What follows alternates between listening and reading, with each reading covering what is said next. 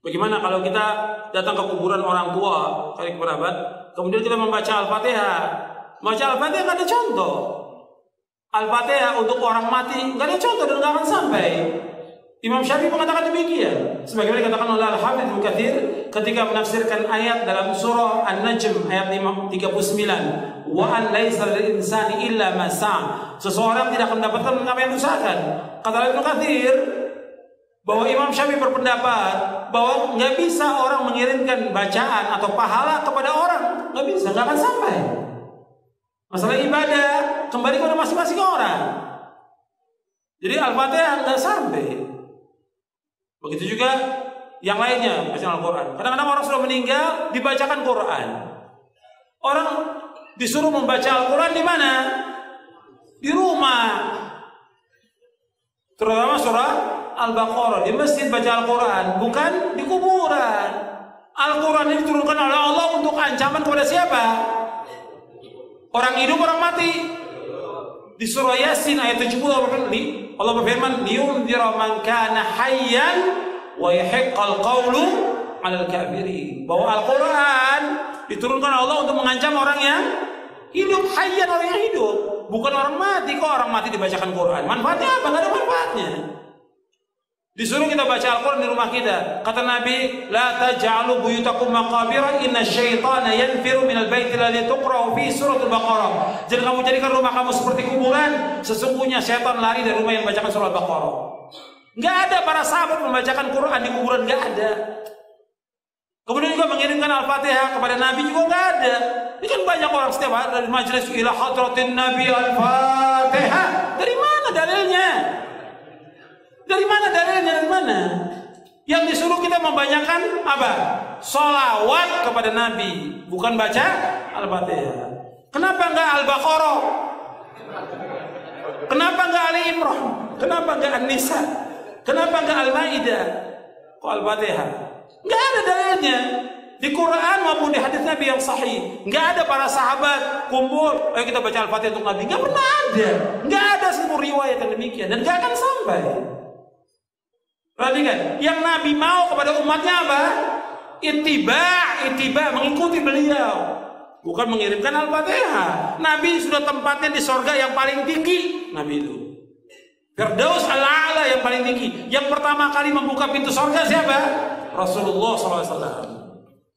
Kita kayak banyak amalan aja mengirimkan Fatihah ke Rasulullah. Membahas bahwa Nabi Muhammad tak pernah menganjurkan untuk mengirim Al-Fatihah untuk orang yang sudah meninggal. Apakah betul Pak Ustaz? Apakah ada hadisnya? Kalau ada orang meninggal dunia, hadis pertama, kalau ada orang meninggal dunia, asri'u lahu, cepat-cepatlah kuburkan. Jangan jenazahnya tahan lama-lama. Saya sampaikan sudah ke istri saya, kalau aku mati cepat-cepat kuburkan. Mati maghrib, ba'da isya kuburkan. Bagaimana makam malam? Abu Bakar Siddiq meninggal dimakamkan malam. Tempat kita banyak lampu. Tak ada menggali, carikan ekskavator. Jangan tunggu sampai besok. Sudah saya sampaikan itu. Ini meninggal sore, ditunggulah sampai besok. Kenapa belum jadi kuburkan? Tunggu zuhur. Habis zuhur, anak pula delay pesawat Lion Air 3 jam dari Surabaya. Sampai jam 5 sore, kata sambutan dari RT, RW, tokoh masyarakat, nenek mama, orang Sumando, sadonyo. Panjang cerita. Kalau bolehlah jenazah itu di dalam nokok. Copek dah. Betul enggak. Tak sabar mau ikut ruang interview ujian dia. Nah, cepat-cepat. Setelah kalian kuburkan cepat-cepat, bacakanlah pada bagian kepalanya Al-Fatihah. Pada bagian kakinya ujung surat Al-Baqarah, lillahi ma fis samawati wa ma fil ard. Dalil pertama. Terima kasih Pak. Ini kalau ada air ini makin lama biasanya.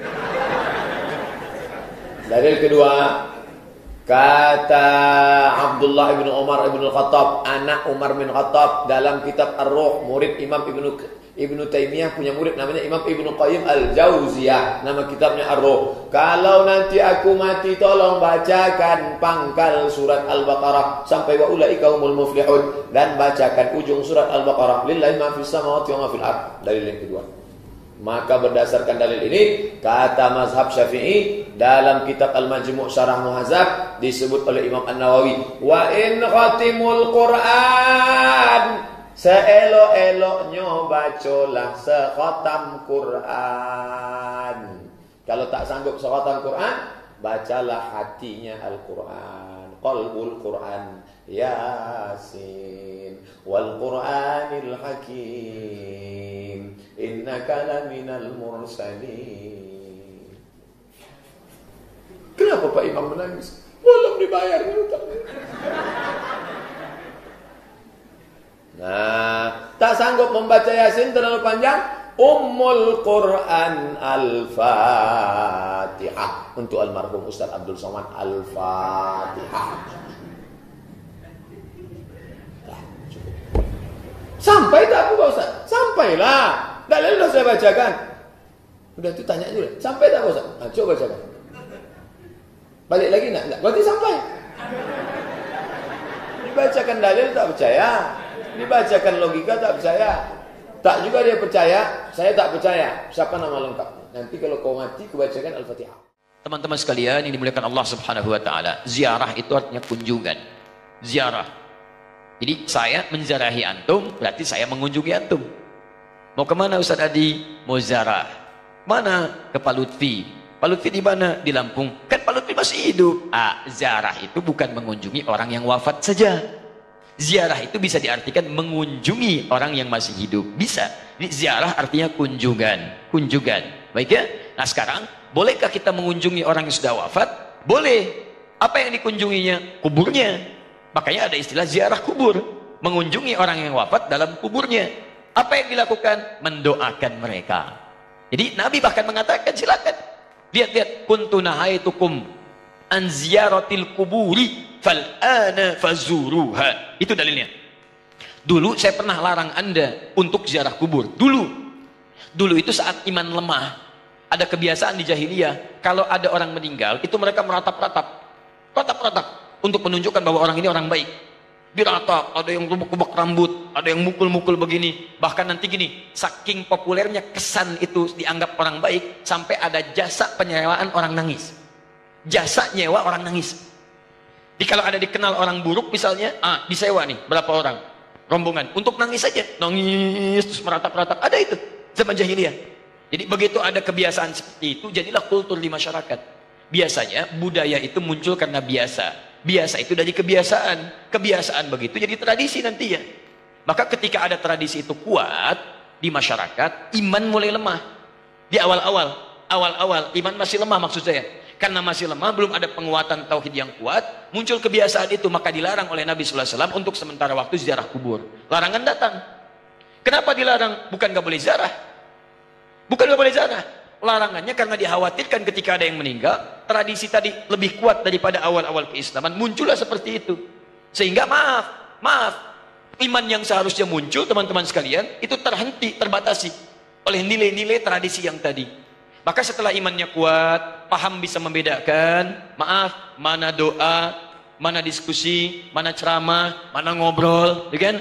Mana kemudian teman-teman sekalian bisa mendoakan dengan baik, mana yang bisa meningkatkan iman, mana yang bisa mengurangi iman. Dari situlah kemudian, ini yang paling menarik, muncullah sabda Nabi, kuntu nahaitukum an ziyaratil kuburi. Dulu saya larang kalian ziarah kubur karena dikhawatirkan kalian meratap, minta-minta pada yang tidak baik. Fal'ana fazuruha. Sekarang ziarahi. Di ziarah kubur itu hukumnya boleh. Sekarang antum katakan, saya ingin ziarah Wali Songo. Boleh. Apa yang dilakukan saat ziarah itu? Turunkan lagi hadis-hadis Nabinya. Doakan mereka. Apa doanya? Salam dulu. Assalamualaikum ya ahlad diyar. Minal mu'minina wal mu'minat. Wal muslimina wal muslimat. Wa nahnu insya'allahu bikumul lahiqun. Ziarah. Bahkan antum kepada Nabi, ke Madinah, ziarah. Begitu setelah selesai sholat Raudhah, antum lewat Babu Salam, lewat itu kan ziarah. Assalamualaikum ya Rasulullah. Assalamualaikum ya Abu Bakrin. Assalamualaikum ya Umar radhiyallahu taala anhuma. Antum ke Baqi ziarah. Assalamualaikum ya ashaban Nabi sallallahu alaihi wasallam. Assalamualaikum ya ahlad diyar. Minal mu'minina wal muslimin wal mu'minat wal muslimina wal muslimat wa nahnu insyaallahu bikumul lahiqun. Datang ke Wali Songo, ziarah. Apa darahnya? Sampaikan salam. Salamnya yang tadi. Setelah itu apa? Itu sunnah Nabi, berdoa. Allahumma ighfir lahum warhamhum wa'afihim wa'fu anhum wa akrim nuzulahum wa wasi' madkhalahum wa naqqihim minal khataaya kama yunaqqa thawbul abyadu minad danas. Doakan mereka. Ya Allah, alirkan pahala pada mereka. Ya Allah, berikan kemuliaan pada mereka yang telah membawa risalah dakwah ke Nusantara. Ya Allah, muliakan keluarganya. Ya Allah, berikan kekuatan ya Allah kepada keluarganya dalam keadaan yang terbaik. Selesai, itulah ziarah kubur. Lalu sampaikan, ya Allah, kami pun sadar kami kapan pun akan diwafatkan. Maka wafatkan kami ya Allah seperti Engkau wafatkan mereka dalam keadaan yang terbaik. Sudah. Makanya kata Nabi, cara terbaik meningkatkan iman, mengunjungi, berziarah atau ingat pada kematian. Sering lewat alam kubur mengingatkan kita mendekatkan diri pada Allah Subhanahu wa taala.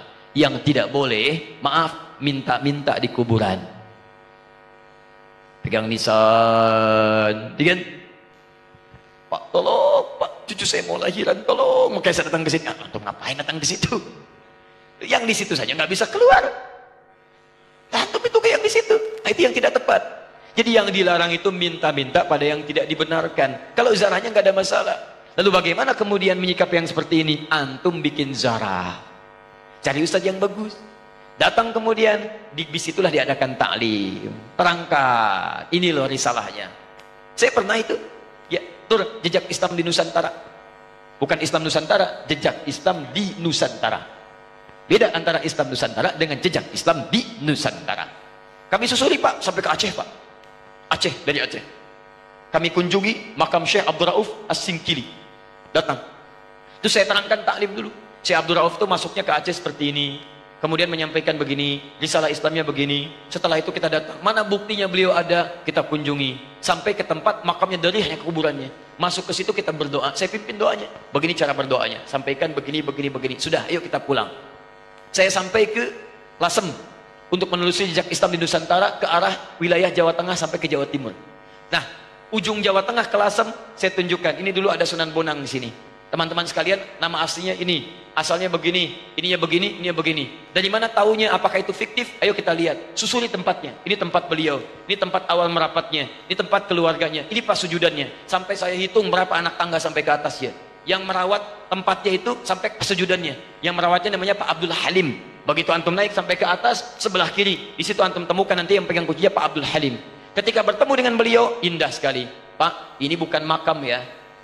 Bukan makam, makamnya itu bukan yang di sini, ini cuma pas sujudannya. Pas sujudan itu tempat beliau kemudian memetakan wilayah, berdoa kepada Allah, minta diberikan kekuatan, bersujud di situ, sholat menghadap ke arah kiblat, seperti Nabi naik ke Gua Hira. Lalu memohon kepada Allah beri petunjuk, setelah itu berdakwah di lingkungan sekitaran. Makamnya bukan di sini Pak, tapi yang di bawah. Disamarkan makamnya supaya tidak ada yang mengkultuskannya. Indah keterangannya. Saya ajak jamaah untuk mendengarkan itu semua. Tuh, kan? Sering tertipu kita. Makanya ditutup tuh pas sujudannya juga supaya tidak ada yang mengkultuskan itu. Cuman lihat ke situ, baik, terangkan. Kalau sudah seperti itu enak taklim kitanya. Di sejarahnya paham, ada tokohnya, ada bekasnya, kemudian kita mendoakan, setelah itu kita pulang, selesai. Jadi kita itu tidak harus saling mencela, gak ada wali songo, begini. Alah, antum ini kenapa sih? Sebelum bilang gak ada, lihat dulu. Lihat, pahami, baca kisahnya, pelajari, ambil inspirasinya. Kalau ada yang meninggalnya, doakan seperti antum datang ke makam Uhud. Datang ke situ, antum doakan, cerita di situ, selesai. Seperti antum datang ke makam Nabi, berdoa di situ, bahas sekitarannya, pulang, selesai. Itulah teman-teman sekalian. Jadi kita ambil cara yang hikmah. Jelas ya? Nah, jadi kita pun tidak harus menyakiti orang lain, tapi meluruskan dengan cara-cara yang terbaik. Hikmah. Ya. Di karena masjidnya al-hikmah, selalu ini yang muncul.